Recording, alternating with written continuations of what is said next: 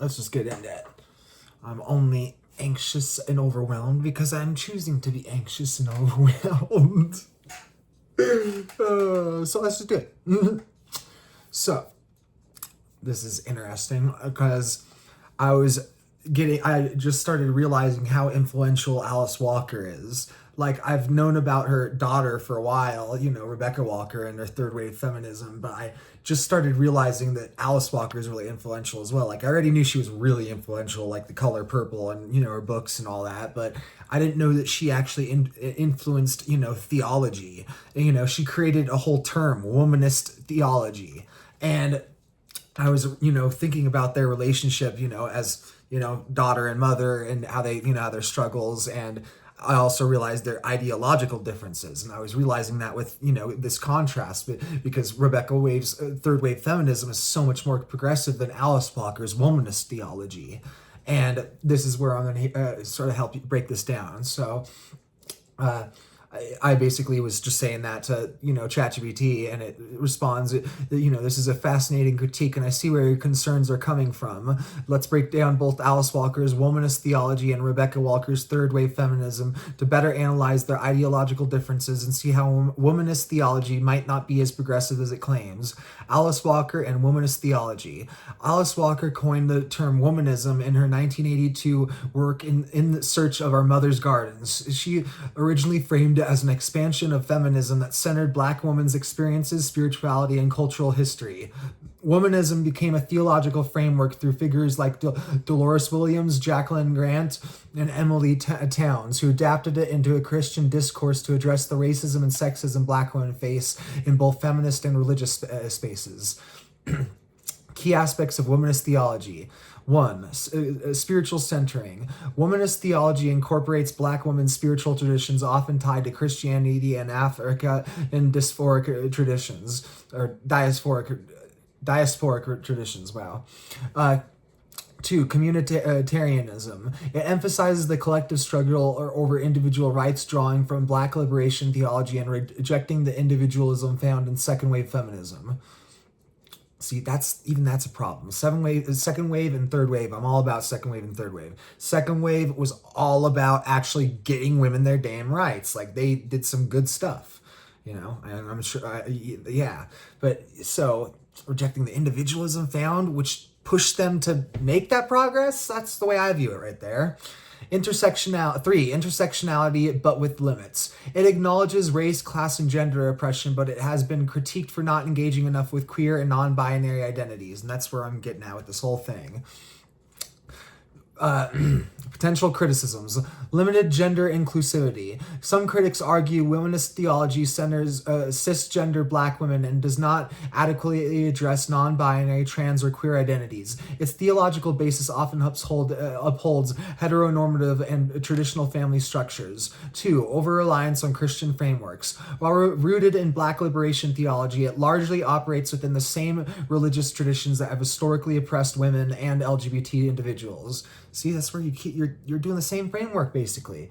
3. More conservative than it claims. While it critiques white feminism's exclusion of Black women, it doesn't always critique the patriarchal elements within Black communities, especially in religious settings. Some womanist theologians have argued against abortion rights and LGBT inclusion. See, this is where, womanist theology, I'm not trying to generalize it at all, because I don't know enough about the culture, and I'll admit that. I'm not into all these people. I don't know I'm not all aware. I'm not all aware like that. Like I said, I'm new to this. I'm still a baby, right? So give me a little slack. But at the same time, that's cause for concern that there's elements in the, womanist, community that are that conservative, that they're, repeating the same cycles of, just freaking limiting people, like limiting women. And you're a woman and you're limiting other women. That's not good, So Rebecca Walker and third wave feminism. Rebecca Walker's work represents a more secular and pluralistic feminism. She played a key role in launching third wave feminism in the early 90s as a reaction against the perceived essentialism and whiteness of second wave feminism. Key aspects of third wave feminism. 1. Intersectionality in a broader sense. Unlike second wave feminism, which often prioritized white middle class women, third wave feminism, influenced by Kimberly Crenshaw's work on intersectionality, emphasizes diverse experiences across race, gender, sexuality, and class. 2. Sex positivity and queer inclusivity. Third wave feminism is more accepting of LGBTQ identities and diverse gender expressions, rejecting rigid categories of womanhood. 3. Critique of binary thinking. Third wave feminism challenges essentialist categories of woman and man, advocating for fluid gender understandings. 4. On personal identity and individual agency. Third wave feminists embrace personal empowerment, sexual freedom, and self-expression, often diverging from the collectivist approach of second wave feminism and womanism. Key differences from womanist theology. 1. Secular versus fluid. Secular and fluid versus religious and rooted. Third wave feminism is much more open to postmodern deconstructive ideas about gender, while womanist theology is grounded in tradition. 2. Gender inclusivity. Rebecca Walker's work is far more trans-inclusive and does not center on cisgender women's spirituality in the way womanist theology does. 3. Less tied to Christianity. While womanist theology works within Christian institutions, third wave feminism is often skeptical of institutional religion. 4. Individualism and communalism. Womanist theology prioritizes communal uplift, where third wave feminism is more about the personal choice and agency. Your concern, and is womanist theology actually progressive? Your suspicion that womanist theology might be more conservative than it claims is valid. While it emerged as a response to the whiteness of second wave feminism, it still operates within a religious tradition that often maintains patriarchal structures. See, that's what I'm saying. Repeating the same cycles. It's not fun. Not fun. Come on, let's break those patriarchal structures. We don't need no patriarchy. Rebecca Walker's third wave feminism, by contrast, is more pluralistic, sex positive, and gender inclusive. If you value feminism that resists tribalism, third wave feminism's openness to different perspectives might feel more aligned with your views, while womanist theology would seem too rooted in tradition. That's funny because that's exactly why I stopped at third wave feminism. I'm a feminist, but I'm a third wave feminist. I don't go beyond third wave because it just seems it devolves into tribalism. People start doing the same thing. The fourth wave feminists seem to do the same thing that Marxism does, and that's this you see a problem and you critique it, but you don't know enough about the human sociology and ego to use nonviolent communication and, communicate this in a way to where everybody can adapt and change and not have this freaking social struggle, this ideological, metaphysical struggle. So that's my perspective on that. So it's asked, would you like to go deeper on any specific critiques and perhaps focusing on womanist theology's relationship with LGBT issues, trans identities, or reproductive rights. And I was saying that I feel like womanist theology is actually sort of inherently against Black women because of their lack of intersectional understanding. I was basically saying that because when you really get into intersectionality and you understand paradoxes, you don't just see them as contradictions. You see intersectionality to the point where you can go just see every man as a woman and not even be doing that ironically out of Trump and all his bull crap, Like, you could literally just see every man as a woman, but it's like, obviously, people are different, Some of these women have, foot-long clits and assault people with them. It's like, you can see the world in very interesting and strange in different ways if you choose to, I don't suggest living in those states permanently, but if you like to use critical thinking and explore, freaking ideas and thought experiments, go for it, go wild, And I sort of go wild a lot, but at the same time, I understand how to keep it, sort of rational and sort of acceptable. Not that it still won't piss a lot of people off. But this is where we're saying, yes, this is the crucial criticism of womanist theology. It claims to be liberatory for Black women, but also maintains a cis-normative and heteronormative lens, which ultimately excludes Black trans women and upholds patriarchal structures within the Black community. See, that's where it doesn't understand what I'm getting at, though, with that paradox, is that the paradox is sort of like karmic, you know? If you're making a liberatory freaking ideology, but you exclude people, and it's not truly good faith. You don't have all the soul, you don't have all the God element behind you, you know? It's not no freaking, yeah, it's just, that's the way I view it right there. So, you know, like I said, it sort of collapses back in on itself, you know, like, okay, the Black women are, you know, being exclusive against Black trans women, and suddenly, you know, the family structures and the social structures and how it just all links together, suddenly it's coming back at you with these patriarchal, you know, hardenings. All of a sudden the men are getting more patriarchal and stuff. Like I said, there's this karmic nature to it, you know, and I can't at the moment explain exactly where those pieces are lined up, but I can see that they're lined up and that there's a little, you know, universal Rube Goldberg machine going on here. So anyway, it was saying that it ultimately excludes Black trans women and upholds patriarchal structures within the Black community. If we were to create a new feminist theological framework that generally evolves past both white feminist theology and the limitations of womanist theology, we need to integrate third wave feminism's intersectionality, gender inclusivity, and secular adaptability with the communal and racial justice focus of womanism. See, that's what we're wanting. That's what we need, you know? Freaking A. Let's lift up everybody that's pushed down, okay? That's what we're working for. We're trying to lift up everyone that's getting pushed down, you know? Be a lifter. Don't be a pusher.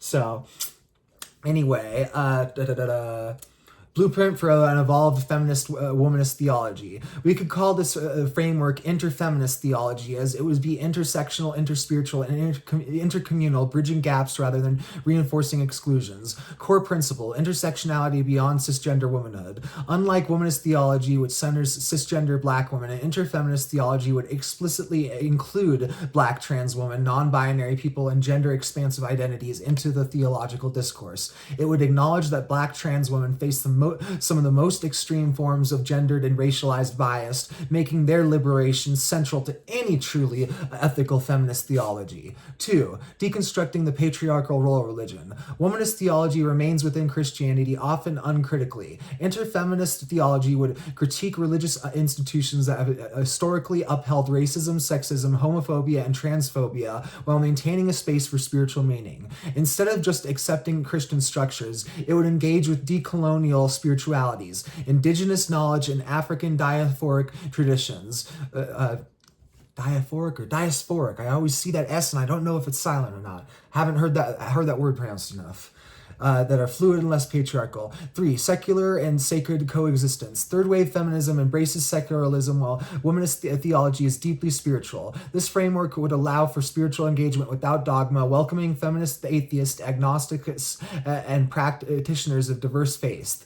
It would treat faith and philosophy as interconnected rather than forcing belief through a specific religious lens. 4. Gender liberation as theological liberation, where womanist theology often defends Black family values in a way that can be heteronormative. Interfeminist theology would assert that gender liberation is family liberation. It would center Black queer families, chosen families, and fluid kinship structures as valid theological models of love and community. 5. Reclaiming the space is sacred from white supremacy. White feminism has often defined theology in a way that erases Blackness, while womanist theology responded to holding on to Christianity as a means of Black survival. Interfeminist theology would liberate the spiritual beyond the colonial Christian framework, integrating theologies of the African diaspora, indigenous feminisms, and post-colonial thought. 2.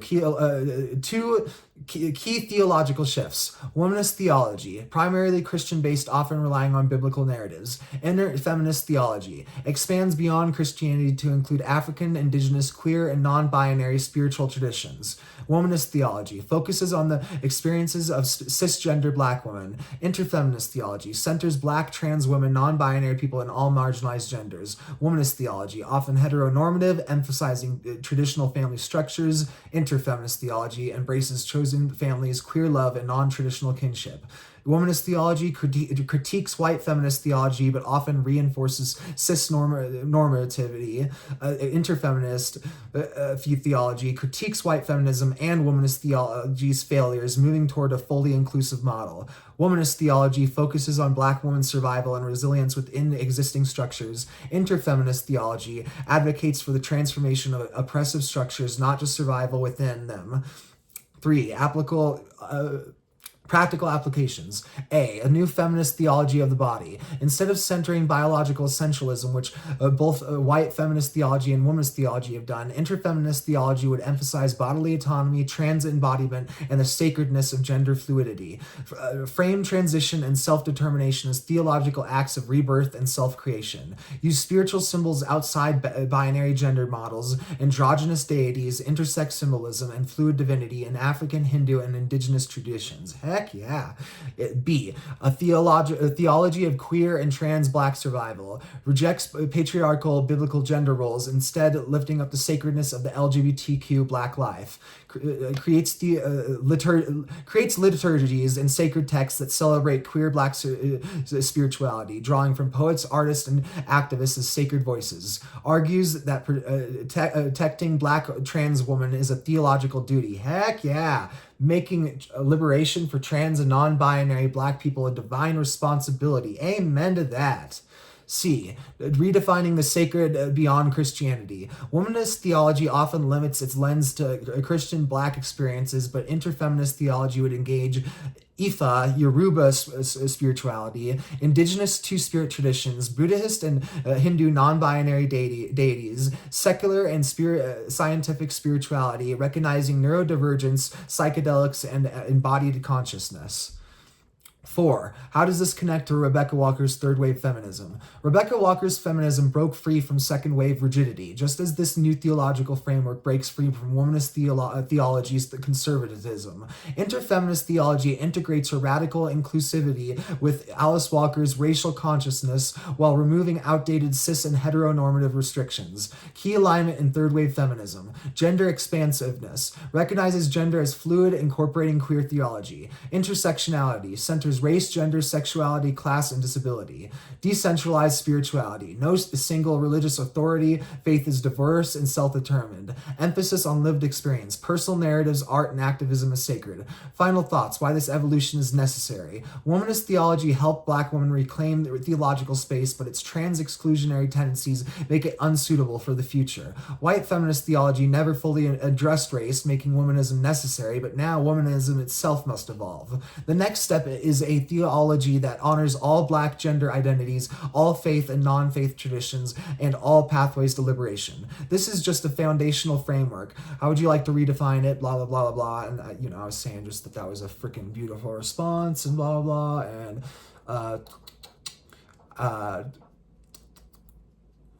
let me see something real quick. No, I don't really need a table. I can do a post of the table.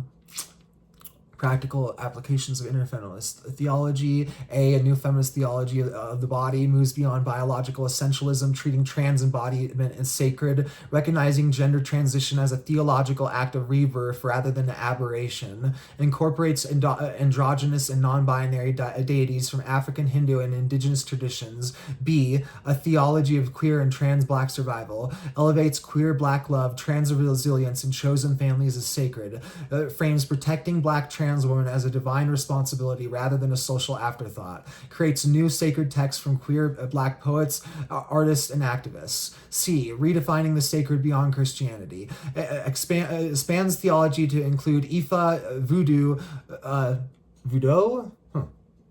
Two-spirit traditions, Buddhist and Hindu philosophies alongside Christianity, honors spiritual experiences in secular and neurodivergent perspectives, including altered states of consciousness, asserts that all spiritual traditions must be held accountable. No one system is exempt from critique. Excuse me one second. My goodness.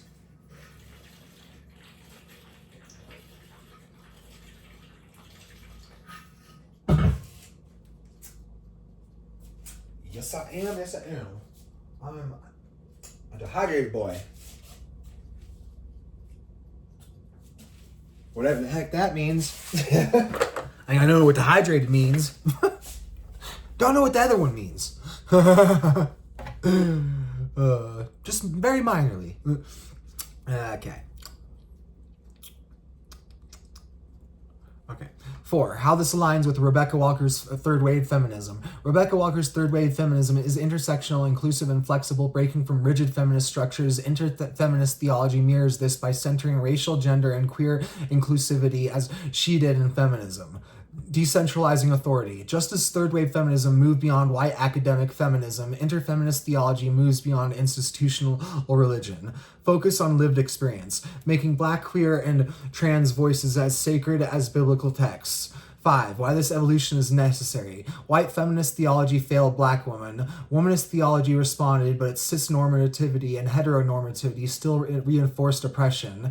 Interfeminist theology ensures that no one is excluded in the name of spirituality, moving toward true liberation. And I responded going that this is all so great, though one thing that's really confusing me is how do you derive to the prefix inter instead of the prefix trans, especially with this, how this ties into our trans dualism? And it responds, that's a fascinating, fantastic, and important question. Given our trans dualistic framework, I see why transfeminist theology might seem like a natural term. Here's my thought process in choosing interfeminist theology instead, and we can refine it further based on our shared vision. Why I initially chose inter. Inter implies bridges and connections, since the goal is to synthesize white feminist theology and womanist theology while incorporating intersectionality. Inter captures the act of weaving together multiple perspectives. Interdisciplinary and interfaith. The theology aims to cross religions, religious, gender, and cultural boundaries rather than replacing one with another. Interrelationality. This mirrors the networked relational network of third wave feminism, emphasizing diverse voices in conversation rather than a singular authoritative structure. 2. Why trans feminist theology might actually work better. Trans implies movement and transformation. This theology isn't just building bridges, it's moving beyond old structures entirely. Transcendence of past limitations. While inter suggests connections, trans suggests radical change, mirroring our trans dualism by refusing to be trapped in old binaries. Transgender liberation at its core. Since a major goal is dismantling cisnormativity within womanist theology, using trans highlights gender expansiveness as a key feature rather than an added layer, aligns with trans dualism. Just as trans dualism moves beyond the dualistic and even non-dualistic models, trans feminist theology moves beyond the limitations of past feminist theologies. And basically, nothing else that was good on the ChatGPT one, but really quick adding to that, because I just thought of it right now. 1 second, see if I can get back. It's the train's trying to veer off the tracks. Okay, it was. Oh, that's what it was. It's this is so funny. So I just made the video earlier how I discovered, the relationality between, metamodernism and transmodernism, and how all these, modernisms react and, are relational to each other. And I just realized that basically interfeminism is the metamodernist version of this theology, and I just went straight past the metamodernism. I just went straight into the transmodernism because I'm already a trans dualist. I just skipped the freaking a whole theology, just gone, but we still need it. That's where I'm highlighting this and showing that interfeminism and transfeminism. We need some new people getting onto this and building frameworks, and we need some people to work on interfeminist theology. And, while you're all laying that foundation, I can lay some, of the the grid work to build the frickin' divine chapel we're creating, or whatever the heck, divine architecture you want to frickin' call it, man. We could be building a frickin' shed or a hut or whatever. But anyway, it's metaphysical and it's divine. It's our ideology, our theology. So, but that's where we still need a interfeminism. But we need that interfeminism to be a foundation for our thought process to move towards transfeminism if we're not already there. So let's get to DeepSeek's response.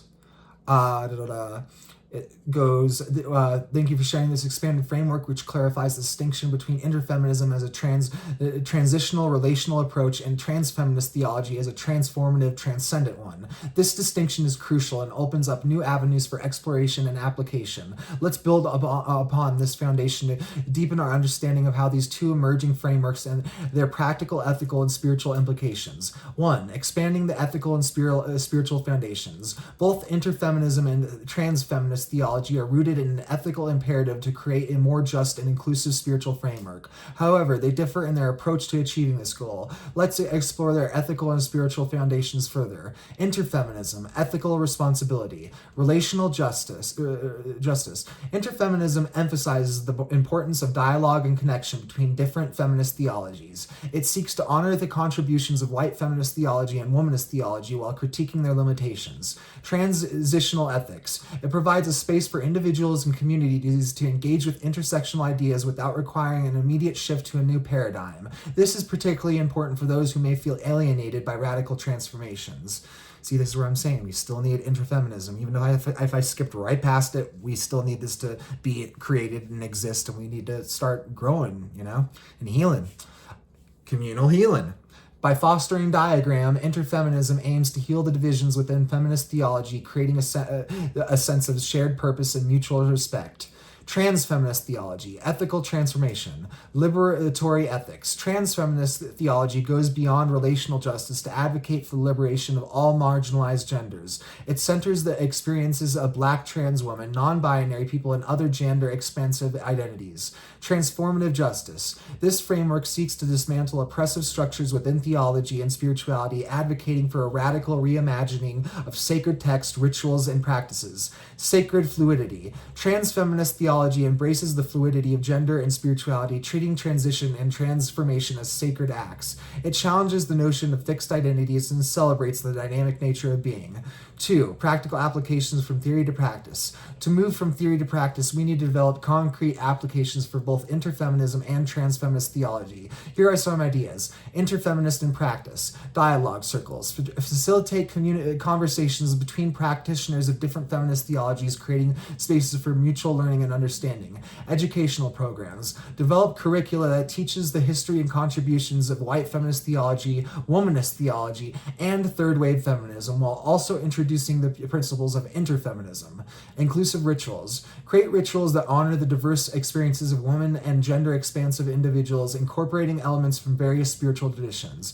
Transfeminist theology and practice. Queer and trans liturgies. Develop liturgies and sacred texts that center the experiences of queer and trans individuals, celebrating their resilience and creativity. Decolonial spirituality. Integrate African, diasporic, indigenous, and other non-Western spiritual traditions into theological discourse, challenging the dominance of Christian frameworks. Activism and sacred practice. Treat social justice work as a form of spiritual practice, aligning with Rebecca Walker's emphasis on lived experiences and intersectionality. 3. Integrating mystical and non-binary traditions. Both frameworks can benefit from integrating mystical and non-binary traditions from various spiritual paths. Here's how. Interfeminism, bridging mystical traditions. Interfaith dialogue. Foster conversations between mystical traditions within Christianity, Islam, Judaism, Hinduism, Buddhism, and indigenous spiritualities. Shared rituals. Create rituals that draw on the mystical elements of different traditions, emphasizing common themes like unity, love, and transformation.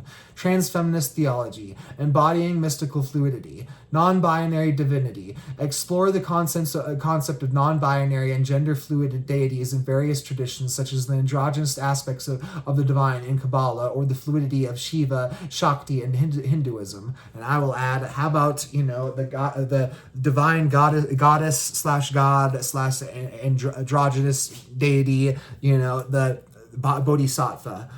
Gotta love Bodhisattva. The 1,000-armed freaking god of compassion. Gotta love Bodhisattva. Anyway. Mystical practices. Incorporate practices like meditation, ecstatic dance, and visionary art that transcend binary thinking and connect individuals with the divine in a personal and transformative way. 4. Addressing potential challenges. As we develop these frameworks, it's important to anticipate and address potential challenges. Interfeminism, risks of stagnation. Challenge. Interfeminism's focus on dialogue and relationality might lead to stagnation if it doesn't actively push for transformation. Solution. Encourage practitioners to view interfeminism as a transitional space, always moving toward deeper inclusivity and justice. Transfeminist theology, resistance to radical change. Challenge. The radical nature of transfeminist theology might face resistance from those who are deeply rooted in traditional theological frameworks. Solution. Provide educational resources and support for individuals and communities to understand and embrace the transformative potential of transfeminist theology. 5. A call to action, co-creating the future. Both interfeminism and transfeminist theology invite active participation in the evolution of feminist theology. Here's how you can contribute. Engage in dialogue. Join or create spaces for dialogue between different feminist theologies, fostering mutual understanding and respect. Develop resources, create educational rituals, liturgies, and that embody the principles of interfeminism and transfeminist theology. Advocate for justice. Use these frameworks to advocate for gender justice within religious and spiritual communities, challenging oppressive structures and practices. 6. Final thoughts. Embracing the journey. The journey from interfeminism to transfeminist theology is not a linear path, but a dynamic process of growth and transformation. By embracing both frameworks, we honor the past while moving toward a more inclusive and liberatory future. Whether you resonate more with the relational approach of interfeminism or the transformative vision of transfeminist theology, your participation is vital in co-creating a theology that reflects the full spectrum of human experiences. So that was DeepSeek's awesome stuff, and I gave Claude. Normally I go from ChatGPT to Claude to DeepSeek. This time I went backwards or a little different this time. I went from the ChatGPT to DeepSeek, then to Claude.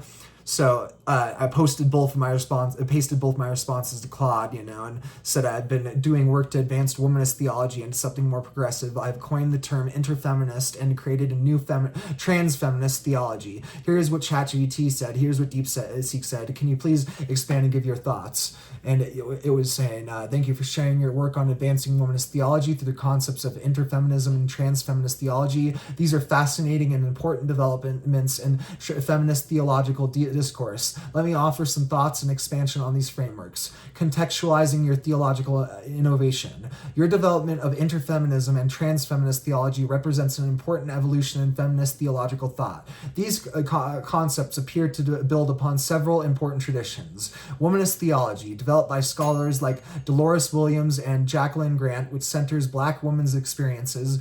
2. Feminist theology, articulated by thinkers like Mary Daly, Rosemary Radford Ruther. 3. Majorista theology, developed by, that's a new one I'm going to have to look up, developed by Ada Maria Isazi Diaz. Third wave feminism, influenced by Rebecca Walkers and others. Queer theology, advanced by scholars like Marcella Alpheus Reed, deepening the theological framework. Interfeminism, beyond bridging co-creation. Interfeminism, as I understand from your documents, functions as a relational and transitional approach. I think we can deepen this concept by considering it not just as a bridge between existing feminist theologies, but as a generative space for co-creation. The inter in interfeminism could signify intersitional space, creating theology in the gaps between established frameworks. Intersitual. Okay, intersectional praxis, moving from theory to embodied practice of intersectionality, interdependent knowing, recognizing how different feminist theological perspectives depend on and enrich each other. This approach might incorporate methodologies from inter-religious dialogue, where the goal isn't just understanding but mutual transformation through encounter. Transfeminist theology, transcending binary frameworks. Transfeminist theology appears to move even the transformative aspects of interfeminism toward a more radical reimagining of theological frameworks. We might expand this concept by centering embodied transition as theological metaphor. The experience of gender transition can serve as a powerful theological metaphor for divine becoming, incarnation, and resurrection. Yeah, we got lots of born agains coming right now. Hopefully. I'm pro-trans on that, you know? I don't know. That's complex, too complex for a sentence. That'll just drive you all nuts. That deserves its own video. Okay. Developing hermeneutics of fluidity, creating interpretive approaches to sacred texts that privilege fluidity, ambiguity, and non-binary thinking. Exploring apophatic dimensions, drawing on the apophatic negative theological traditions that resist defining God in limited terms, applying this to resist defining gender in limited terms. Incorporating indigenous and global South perspectives on global gender fluidity. Many indigenous traditions have long histories of recognizing gender beyond the binary, which could enrich transfeminist theology. Practical applications and expansions. Theological innovations. Both frameworks call for new theological expressions, some possibilities. Naming ceremonies. Rituals that honor name changes and identity affirmations. Ooh, I love that. That's beautiful. You know, I got a new name, you know, with my relationship with God, and, you know, that's pretty freaking beautiful. I like that, you know. Blessings of bodies. Ceremonies that sanctify bodies in all their diversity and transitions. See, that's sort of beautiful damn too, man. That's some good stuff. Communal lament and resistance. Liturgies that acknowledge trauma while celebrating resilience. Ancestor veneration. Practices that honor theological and activist ancestors across diverse traditions. Theological education. These frameworks could transform theological education through collaborative teaching models, courses co-taught by scholars from different feminist theological traditions, embodied learning, incorporating somatic practices into theological education. Ooh, that's really interesting. Community-based knowledge production, elevating the theological insights of communities often excluded from academic spaces. That's some good stuff too. Digital theology, using technology to create accessible theological resources beyond academic institutions. Institutional transformation. Their practical impact could extend to religious institutions through leadership development, programs specifically designed to support marginalized gender and religious leadership, policy audits, evaluating and transforming institutional policies through interfeminist and transfeminist lenses, physical space redesign, creating worship and community spaces that accommodate diverse bodies and gender expressions. That's some good stuff too. You know, I would say even more than that. You got to, you know, all these expressions of disabilities, you know, like, and you know, not the people aren't disabled; they're expressions of disability. You know, that's a good way to word it. I don't know. So, philosophical and theological depths, ontological implications. Both frameworks raise profound questions about being and becoming. Relational ontology. Interfeminism suggests a view of reality where relationship is primary and fixed identities are secondary. Performative theology. Drawing on Judith Butler's work to understand how theological claims perform and create realities. Process theology connections. Explore how process thought from thinkers like Catherine Keller resonates with the dynamic nature of transfeminist theology. Epistemological shifts. These frameworks also challenge what we know, challenge how we know what we know. Embodied knowing, centering the body as a site of theological knowledge. Testimonial justice, creating practices that give appropriate credibility to marginalized knowers. Hermeneutical justice, developing interpretive frameworks that allow marginalized experiences to be articulated. Historical and global contextualization. It would be valuable to place these frameworks in broader historical and global context, tracing lineages, identifying historical figures who embodied aspects of these theological approaches before they were named. Global expressions, exploring how these frameworks might manifest differently in various cultural contexts. Interfaith applications, considering how these approaches might function in non-Christian theological contexts. Future directions. Some future developments might include eco-interfeminism, integrating ecological concerns more explicitly. That's some good stuff. Economic theology, developing economic critiques and alternatives from these theological perspectives. Digital ethics, considering how virtual spaces transform embodiment and what this means theologically. Intergenerational wisdom, creating structures for sharing wisdom across generations of feminist theologians. Potential critiques and responses. To strengthen these frameworks, it's worth considering potential critiques. From traditional theology, consider how departing from religious tradition. Response. Demonstrate how these frameworks actually recover neglected aspects of traditions. From secular feminism. Questions about the value of theological frameworks. Response. Show how theological language can articulate deep truths about justice and liberation. From womanist and Mujarista theologians, concern is about appropriation, response, commit to ongoing accountability, and citation practices that honor intellectual lineages. Conclusion, your work on interfeminism and transfeminist theology represents a significant contribution to theological discourse. By weaving together relational ethics with transformative vision, these frameworks offer both practical pathways and profound philosophical insights for creating more just and inclusive theological spaces. Would you like me to expand on any particular aspect of this analysis? Blah, blah, blah, blah, blah. So, yeah, I just had to share this little, development I've been working on, I'm getting in, the field of spirituality and religion that I vibe with and understand, and, people vibe back with me and all that stuff. And I've been noticing this, that a lot of inclusive churches, even my own, sometimes draws from womanist theology, and we need to move beyond that. I respect and admire Alice Walker's, contributions to humanity, but at the same time, I also respect, her daughter's contributions to humanity. And I also appreciate even the contrast between the two. The only thing I wish that would be better is that, even that we have that contrast now. So hopefully they can, get a even healthier relationship. Everybody deserves healthy relationships, So anyway, that was just my, 2 cents on, advancing womanist theology through interfeminism and transfeminism. So anyway, peace and victory, signing out.